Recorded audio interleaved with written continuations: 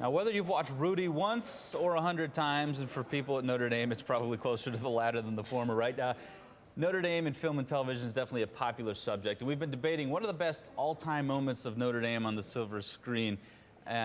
And joining us now are two professors from the Film, Television, and Theater Department, Don Crafton and documentary filmmaker Ted Mandell. And before we get into this, I got to put you guys on the spot a little bit. I recently had my third child this month, and I've been waking up every morning feeling kind of old these days. But then I come in here and I see two guys who taught me 15 years ago. It puts a little spring in my step. But it's now great. Who's old? Yeah, now who's feeling old, right? It's definitely great to see you guys both here. And again, on the topic of Notre Dame in cinema and in television, it's something that keeps popping up. And so we're curious, what makes Notre Dame such a part of pop culture?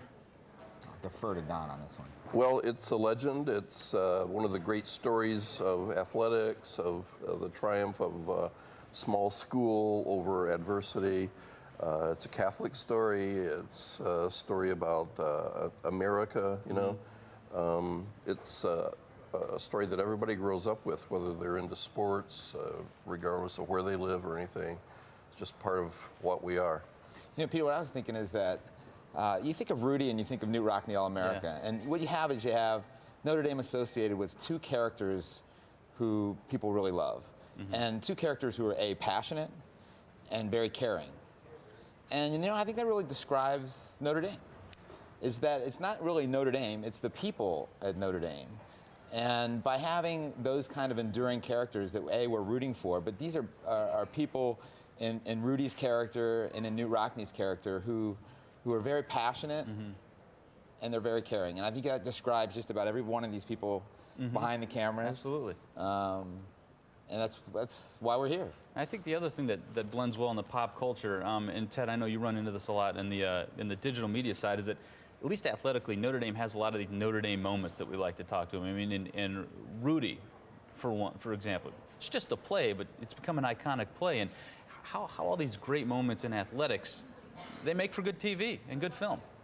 Well, yeah, I mean, they have, you know, it's the underdog. I mean, I think that's what Notre Dame has always been, the Fighting Irish, the underdog character, the person that we really root for in the end. And I think that's what people love in filmmaking. They love someone they can root for.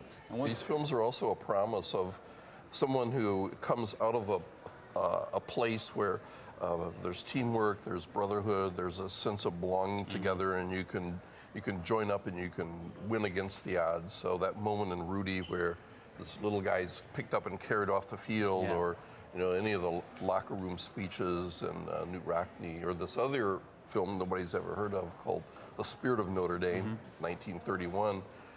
You have these defining moments, and I think that story is the story of Notre Dame, this little small school in the prairie that somehow expanded and became triumphant in athletics and in academics, and it's a story that everybody wants to believe. But you mentioned the camaraderie and the brotherhood. That's very much Notre Dame, from the dorm life to the life in the classrooms. You may even see it probably more in your department than most, the collaboration between students on film and video projects. It's very, very, it's very prevalent.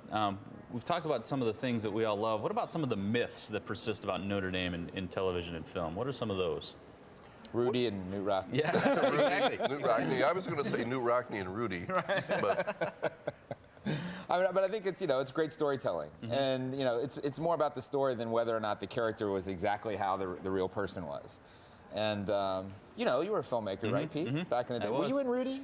I was. Yeah, I may have been in the background. I was in the stadium when they did the Georgia Tech stuff, but you know, one of 60,000 proud. We've had a lot of students who actually were in that film. I was actually here when the film was made, and we have a lot of students who, from our department, go on and work in Hollywood and are behind the scenes a lot. So even the process of filmmaking, process of making that film, Rudy, was a collaborative effort. I actually made a film that Don starred in, but that's getting way off track, so we won't. You were the best director I ever had, and this was certainly my starring vehicle, thanks to you. You must You're have, a real you must have star one film director. credit to your name, right? We're going to dig it up. It's not on. It's on YouTube. We'll find it. Please do. I would love to see that again. I want to talk a little bit about. We've been talking about Notre Dame movies. If you were to rank your top 5, Don, what would that look like? That list? Well, starting from number 5 and counting backwards, They're pretty obscure. One is not really a movie, it's an episode of The Simpsons. Okay, yeah. Where Marge dreams of Protestant heaven and Catholic heaven. And when she dreams of Catholic heaven, we see Riverdance, and the guys are all wearing Notre Dame t-shirts dancing. So that's number 5. Number 4, I would say, is, again, a very obscure film called Too Many Girls. And Desi Arnaz of, I Love Lucy, Lucy and Desi. He's a college student, and he's debating over where to go to school, Notre Dame or USC. And his priest is really pressuring him to go to Notre Dame, but I won't tell you how it's no spoilers here.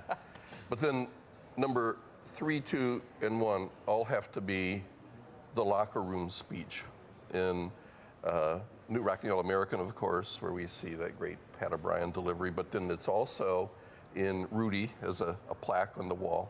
And the first version of it is in this 1931 film called Spirit of Notre Dame. And that speech where the coach finds that defining moment in the story of George Gipp. And how from the grave Gipp inspires them. That's always one of the plot points, as we call it in the films, but it's also that kind of epiphany where everything opens up and you get the goosebumps and the music wells up on the soundtrack and you want to go Notre Dame at that point. So any of those films. I'm going to pose the same question to you now, Ted, the top 5, and disclaimer, you can't count your own films. You just did the 88 and 1, which was really, really well done, by the way.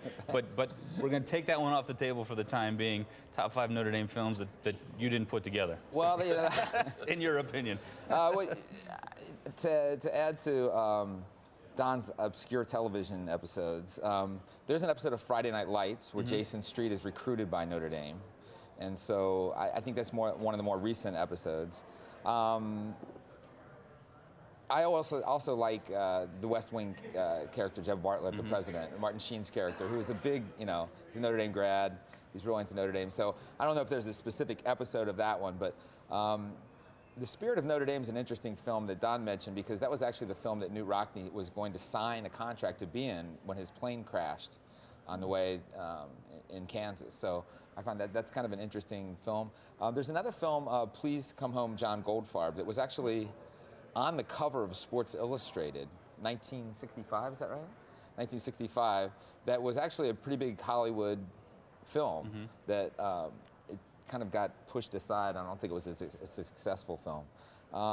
And then you go to, obviously, Rudy and Knute Rockne All-America. I would have to put Rudy as the top Notre Dame film of all time, simply because of not only its endurance and popularity amongst Notre Dame fans, but how it transcends Notre Dame. It's not just Notre Dame, it's sports films in general.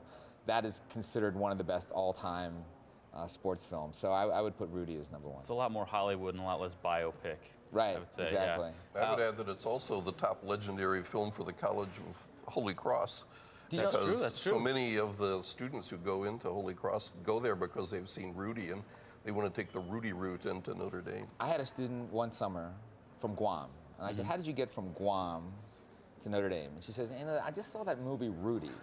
And she said, I just thought that was a beautiful campus, and that's literally how she got here. So, great recruiting tool for Notre Dame. No question. Well, guys, I appreciate both of your time for coming here. Ted, Great Don, seeing you, Pete. Good to see you both again. Always a Thanks for your pleasure. time. Keep up the good work in FTT.